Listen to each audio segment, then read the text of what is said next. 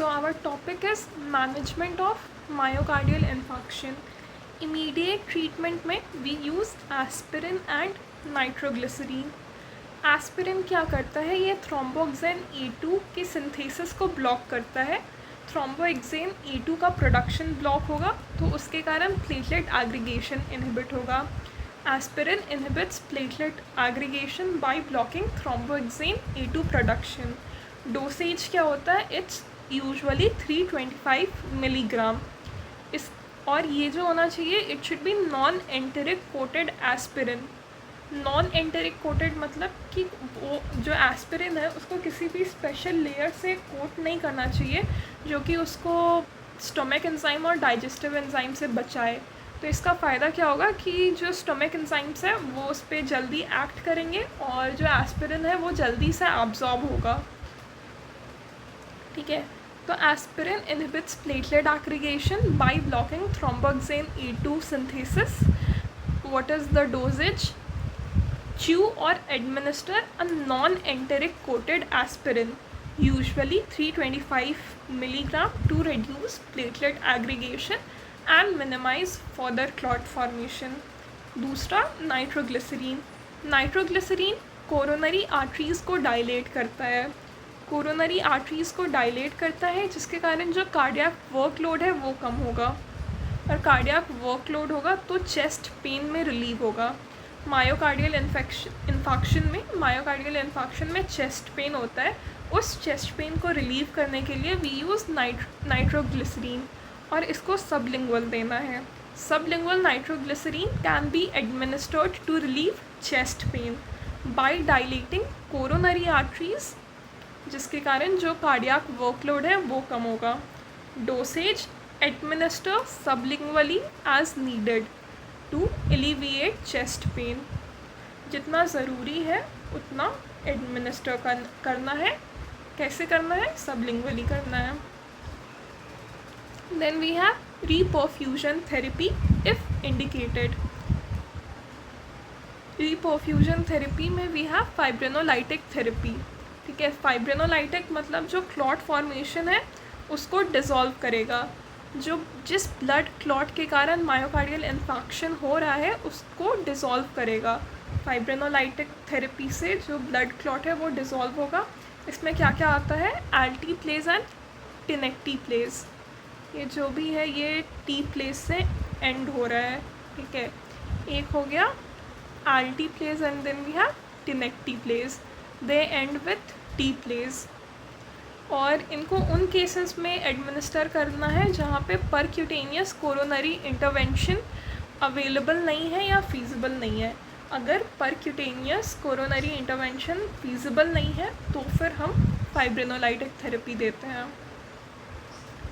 Then we have anti platelet therapy which involves dual anti platelet therapy. Dual मतलब दो देना है. एक एस्पिरिन हो गया and then we have P2Y12 inhibitor. Mechanism of action of dual antiplatelet therapy is ये platelet activation को prevent करेगा जिसके कारण क्लॉट फॉर्मेशन नहीं होगा. Dual antiplatelet therapy prevents further platelet activation और फर्दर क्लॉट फॉर्मेशन को वो प्रिवेंट करेगा. P2Y12 इनहिबिटर्स में we have clopidogrel, ticagrelor and prasugrel. P2Y12 is a receptor that belongs to G protein couple receptors. और ये जो P2Y12 है it plays a important role in platelet aggregation and is involved in blood clotting. तो myocardial infection के treatment में we give P2Y12 inhibitors which are clopidogrel, prasugrel and ticagrelor. Then we have beta blockers. Beta blockers heart rate reduce करते हैं, blood pressure reduce करते हैं and myocardial oxygen demand reduce करते हैं, preventing recurrent MIs and arrhythmias. Beta blockers heart rate, blood pressure, myocardial oxygen demand ये सबको कम करते हैं. ठीक है, बीटा ब्लॉकर्स हार्ट रेट कम करेंगे, बीपी भी कम करेंगे और जो मायोकार्डियल ऑक्सीजन डिमांड है उसको भी कम करेंगे, जिसके कारण रिकरेंट एमआईज नहीं हो और जो एरिथमियाज है वो भी प्रिवेंट होंगे। तो बीटा ब्लॉकर्स रिकरेंट एमआईज और एरिथमियाज को प्रिवेंट करते हैं। Metoprolol, carvedilol and atenolol are some example of beta blockers. ये जो बीटा ब्लॉकर्स है they end with the word lol, जैसे कि carvedilol, atenolol and metoprolol. Metoprolol, carvedilol and atenolol.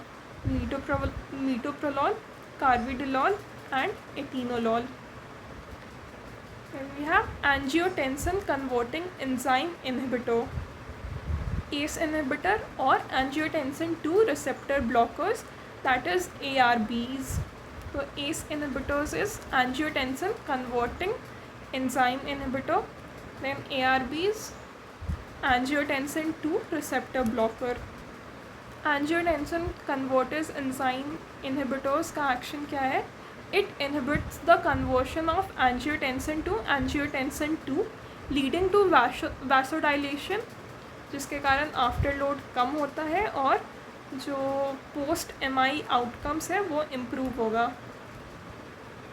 Angiotensin 2 में कन्वर्ट होता है और इसको इनहिबिट कौन करता है? S inhibitors. S inhibitors inhibit the conversion of angiotensin two angiotensin 2, ठीक है, जिसके कारण वैसोडाइलेशन होगा, ठीक है, क्योंकि अगर एंजियोटेंसिन 2 बनता तो वो वैसो कंस्ट्रिक्शन करवाता, तो अब उसका सिंथेसिस नहीं हो रहा है तो वैसोडाइलेशन होगा। वैसोडाइलेशन के कारण आफ्टर लोड रिड्यूस हो जाएगा और post MI outcomes will improve. Drugs in ACE inhibitors they are lisinopril and enalapril. ACE inhibitors end with the word pril, जैसे कि इनालाप्रिल और लिसिनोप्रिल। लिसिनोप्रिल और enalapril they end with pril. Then we have angiotensin 2 receptor blocker. They block the effect of angiotensin 2, resulting in vasodilation and reduced afterload. They are an alternative to ACE inhibitors. ACE inhibitors के कारण angiotensin 2 बन नहीं रहा था और ARBs के कारण angiotensin 2 बन रहा है पर उसका इफेक्ट नहीं हो रहा है क्योंकि उसका रिसेप्टर ब्लॉक कर दिया है, जिसके कारण वैसोडाइलेशन होगा और वैसोडाइलेशन के कारण आफ्टर लोड कम हो जाएगा, ठीक है। ये ऑल्टरनेटिव होते हैं एस इनहिबिटर्स के कारण का। And ARBs and with the word sartan, जैसे कि losartan, valsartan, losartan and valsartan, these are ARBs, losartan, valsartan. Then we have statins. Statins lower LDL cholesterol levels and have anti-inflammatory effects, stabilizing atherosclerotic plaques. What are the drugs? Atorvastatin, simvastatin. Statin है तो and में statin होगा, atorvastatin या simvastatin. Statins lower LDL cholesterol levels and have anti-inflammatory effect, stabilising atherosclerotic plaques. जो atherosclerotic plaques होते हैं they are stabilised by statins. ये जो स्टेटिन्स है ये LDL कोलेस्ट्रॉल लेवल्स को कम करते हैं और स्टैटिन्स का एंटी इन्फ्लामेटरी इफेक्ट भी होता है। LDL कोलेस्ट्रॉल को कम करते हैं और एंटी इन्फ्लामेटरी इफेक्ट होता है, जिसके कारण जो एथेरोस्क्लेरोटिक प्लैक था वो स्टेबलाइज होता है। Example of statin atorvastatin, simvastatin. Then we have anticoagulants. Mechanism of action: prevents intravascular clot formation and reduce the risk of left ventricular thrombus post MI. Drugs: heparin, low molecular weight heparin. तो heparin और low molecular weight heparin they are used in the treatment of MI. ये करता क्या है? ये intravascular clot formation नहीं होने देगा, जिसके कारण लेफ़्ट वेंट्रिकुलर थ्रोम्बस का रिस्क कम हो जाएगा। पोस्ट एमआई में लेफ़्ट वेंट्रिकुलर थ्रोम्बस का रिस्क होता है। पोस्ट एमआई में लेफ़्ट वेंट्रिकुलर थ्रोम्बस का रिस्क होता है और इस रिस्क को कम कौन करता है? हेपारिन और लो मॉलिकुलर हेपारिन। ये जो एंटीकोगुलेंट्स हैं इंट्रावास्कुलर क्लॉट नहीं होने देंगे, जिसके कारण लेफ्ट वेंट्रिकुलर थ्रोम्बस का रिस्क कम होगा। पेन मैनेजमेंट के लिए ओपियोइड्स यूज़ करेंगे, जैसे कि मॉर्फिन हो गया। Medications like opioids, example morphine, may be used to alleviate pain and discomfort associated with MI. तो पेन के लिए we use opioids. Then we have glycoprotein 2B and 3A inhibitors if PCI is performed. PCI is percutaneous coronary intervention. If it is performed, then we use glycoprotein 2B and 3A inhibitors. Used during the procedure to prevent platelet aggregation and stent thrombosis. Glycoprotein 2B and 3A inhibitors are used during percutaneous coronary intervention to prevent platelet aggregation and stent thrombosis. के glycoprotein 2B and 3A use करते हैं to prevent platelet aggregation and stent thrombosis. And the drugs are epcicimab, eftifibatide and tirofiban. Glycoprotein 2B3A inhibitors used करते हैं when percutaneous coronary intervention is performed to prevent platelet aggregation and stent thrombosis.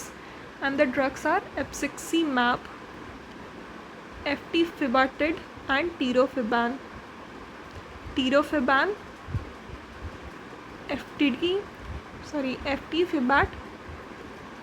eftifibatide and epcicimab. So glycoprotein 2B and 3A inhibitors are epcicimab, then eftifibatide and tirofiban. ठीक है, epcicimab, eftifibatide and tirofiban. Tirofiban, epcicimab and eftifibatide. Epcicimab, eftifibatide and tirofiban. Close monitoring, continuous monitoring of vital signs, ECG, cardiac enzymes is essential to assess the patient's response to treatment and detect any complication. क्या क्या चीज़ों को monitor करना है? ECG जो vital science है और cardiac enzymes को, ठीक है, इन सबको क्लोजली मॉनिटर करना है to assess patients response to treatment and detect any complication. ECG, vital signs and cardiac enzymes. ठीक है, तो जब ट्रीटमेंट दे रहे हैं तो कैसा ट्रीटमेंट हो रहा है और कोई कॉम्प्लिकेशन है या नहीं, तो इस चीज़ को डिटेक्ट करने के लिए क्लोजली मॉनिटर करना है वाइटल साइंस को, ECG को और कार्डियक एंजाइम्स को. Long term medication following the acute phase, patients are typically prescribed long term medications.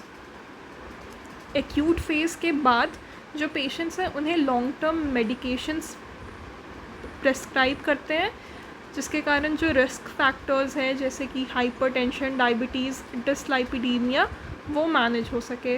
Long term medications का एम क्या होता है? To manage risk factors. Risk factors क्या क्या हो गया? Diabetes, hypertension and dyslipidemia. Cardiac rehabilitation to improve patients overall cardiovascular health and reduce the risk of future cardiac events. ठीक है, तो पेशेंट्स के ओवरऑल हेल्थ को, CVS हेल्थ को इम्प्रूव करने के लिए और future risk of cardiac events को रिड्यूस करने के लिए वी हैव कार्डियक रिहैबिलिटेशन.